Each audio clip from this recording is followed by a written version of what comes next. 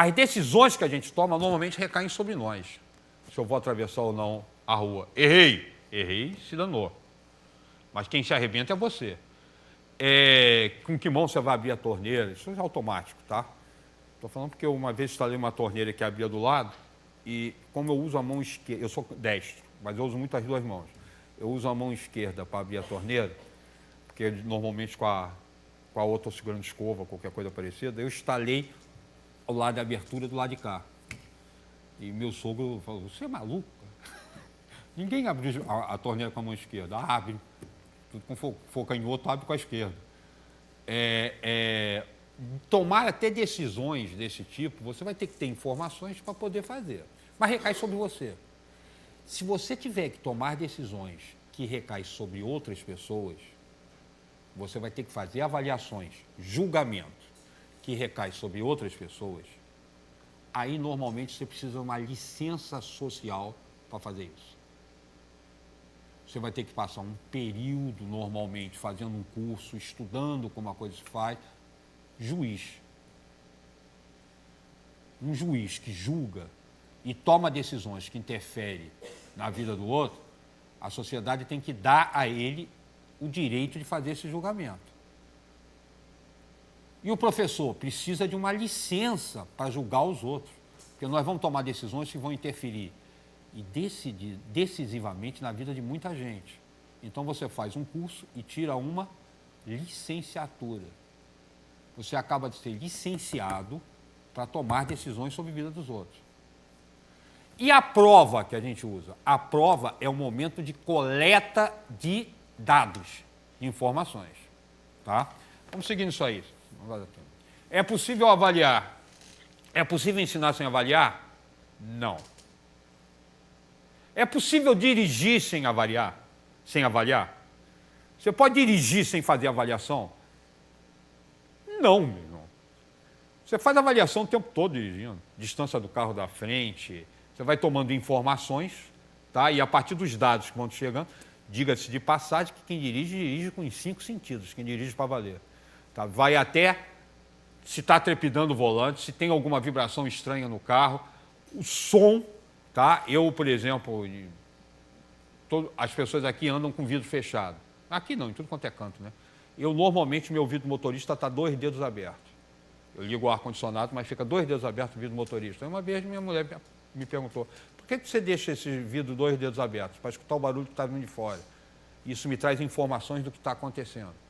Tá? No Rio de Janeiro, por exemplo, um barulho de tiro é bastante significativo quando você estiver dirigindo. Você toma informações, cantada de pneu, e isso te diz o que você tem que fazer. Em sala de aula, teve algo que é interessante? Muitos daqui devem fazer isso, tá?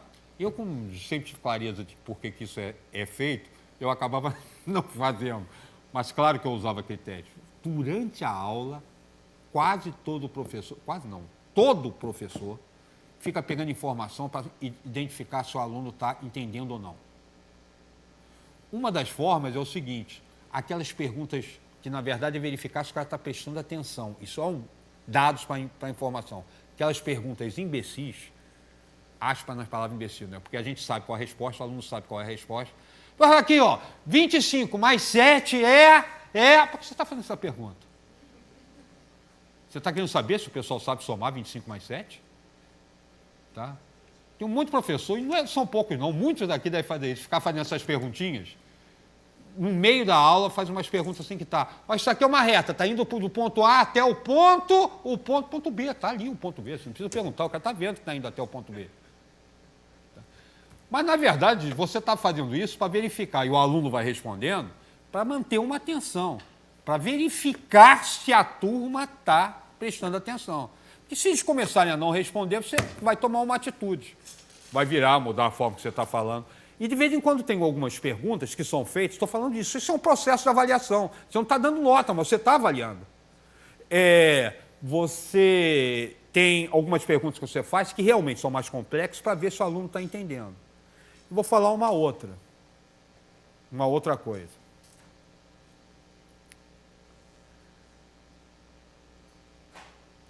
eu sempre falei duas coisas. Eu posso ser mal um monte de coisa, mal amigo, mal profissional, mal o que for. Agora, duas coisas eu tenho certeza que eu sou bom. Tá? Que ninguém precisa falar. Eu sou um bom pai. E eu sou um bom estudante. Eu estudo para valer. Tá? E eu estou falando isso pelo seguinte, inclusive eu estudei tanto, continuo estudando, que eu forçava não, eu forço, deixa o pessoal ver não, que o professor ou o palestrante desse a aula ou a palestra para mim. Você tem técnicas para fazer isso. Uma delas é a seguinte, ó, senta e não senta assim. Se você sentar assim, você é mais um. Agora, se você sentar assim, você está olhando direto para o palestrante, para quem está falando, para o professor, e ele está vendo que você está tomando atenção. E agora, começa a prestar atenção, acenando com a cabeça e fazendo fisionomias.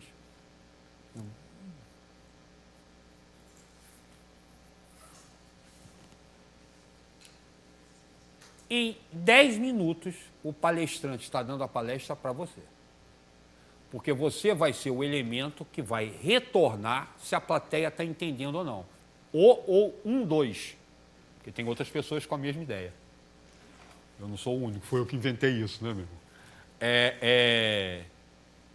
E isso é tão verdade que se você franzir a testa, ele repete o que falou.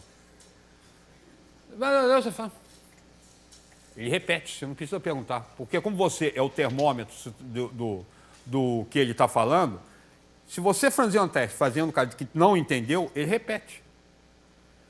Nós fazemos isso o tempo todo. E é um cuidado que a gente tem que ter como professor, porque se der besteira, nós vamos dar aula só para meia dúzia de alunos.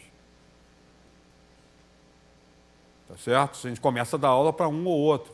Porque a gente precisa dessas pessoas em sala de aula, porque a gente precisa do retorno se eles estão entendendo o que você está falando ou não. Tá? Dar aula olhando para o fundo da sala, lá na parede, no teto. Tá? Você pode fazer de vez em quando, agora o tempo todo você não sabe se o que você está dando, se as informações que você está passando estão sendo entendidas. Então a gente faz a